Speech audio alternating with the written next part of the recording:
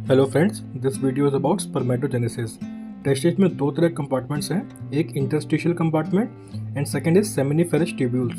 Seminiferous tubules में Sertoli cells और germ cells होते हैं। ठीक है, इंटरस्टिशियल कंपार्टमेंट में Leydig cells, fibroblast and neurovascular tissues होते हैं। लीडिक सेल्स सिक्रीट टेस्टोस्टेरोन, याद रखिएगा, क्वेश्चन है ये। Sertoli cells secrete inhibin B. अब इनिबिन ए कहाँ से निकलता है ये आपको कमेंट बॉक्स में बताना है। स्पर्मेटोजेनेसिस में main hormone is testosterone. LSH and FSH, मतलब LH और FSH दोनों इंपॉर्टेंट रोल प्ले करते हैं। याद रखिएगा, Sertoli cells secrete inhibin B and forms blood testis barrier. तो लीडिक सेल्स हैं secrete testosterone and they lie outside the blood testis barrier. Spermatogenesis starts at puberty. इसमें spermatogonia दो तरह की होती हैं, डार्क एंड पेल। एपीब्लास्ट से पहले बनता है प्राइमोर्डियल जर्म सेल, जो 4th week of intrauterine life तक योक सैक में माइग्रेट करता है। फिर वहाँ से 5th वीक तक ये जेनाइटल रिज में जाएगा। ठीक है, याद रखिएगा। जो प्राइमोर्डियल जर्म सेल है, it can give rise to oogonia या स्पर्मेटोगोनिया, क्योंकि primordial germ cells are pluripotent cells. They can form all 3 germ layers. याद रखिएगा, primordial germ cell 5th week तक जेनाइटल रिज में पहुंच जाएगा। लेकिन अगर इसका मूवमेंट अबनॉर्मल हुआ, अगर primordial germ cell genital ridge की जगह नेक में पहुंच जाएगा तो ओरोफेरेंजियल टेराटोमा होगा। और अगर प्राइमोर्डियल जर्म सेल सैक्रोकॉक्सिजियल रीजन में जाएगा तो सैक्रोकॉक्सिजियल टेराटोमा हो जाएगा।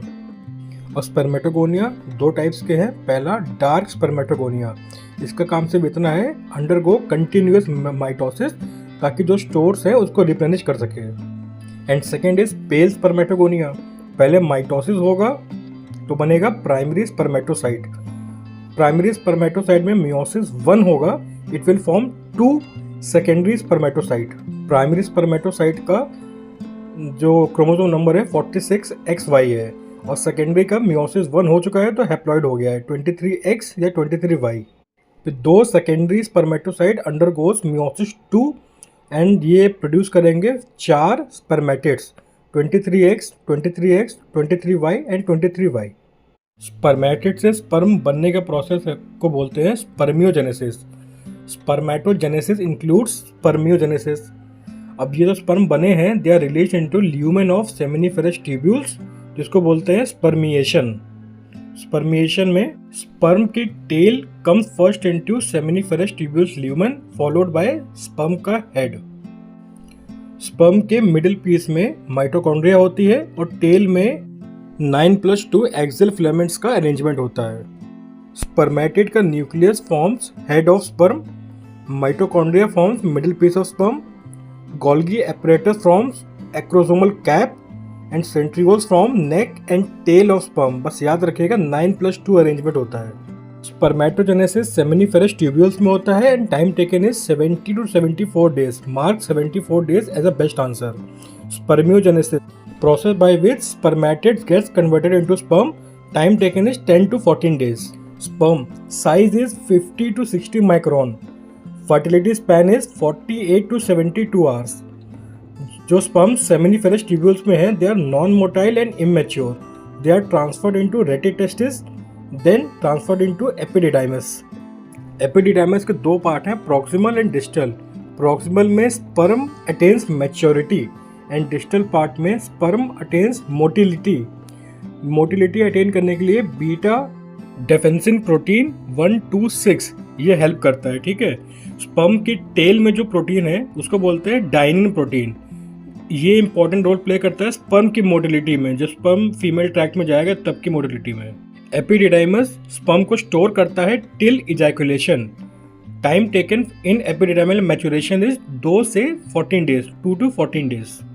एपिडिडाइमस के अंदर sperms are mature but they can not fertilise ova. Fertilisation होने के लिए पहले इसका कैपेसिटेशन होगा, जिसमें sperms are become more motile and it occurs in female reproductive tract, वो भी कहाँ पे, सर्विक्स में। After capacitation sperms become hyper mobile और इसमें टाइम लगता है लमसम 6 से 8 घंटे।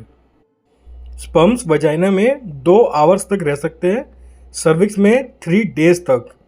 अगर स्पर्म वजाइना में 2 आवर्स के ऊपर हो गया तो दे बिकम इमोबाइल। कोई काम के नहीं है फिर। फ्रेंड जितने भी पॉइंट बताए हैं सारे के सारे प्रीवियसली ईयर आस्क्ड एमसीक्यूज हैं, ठीक है, इसमें कोई भी क्वेश्चन आ सकता है आगे, तो इसलिए प्लीज़ ध्यान से हर एक चीज़ याद कर लीजिएगा। Thanks for watching, like and comment the answer which I have asked in the beginning part of the video, and all the best for exam.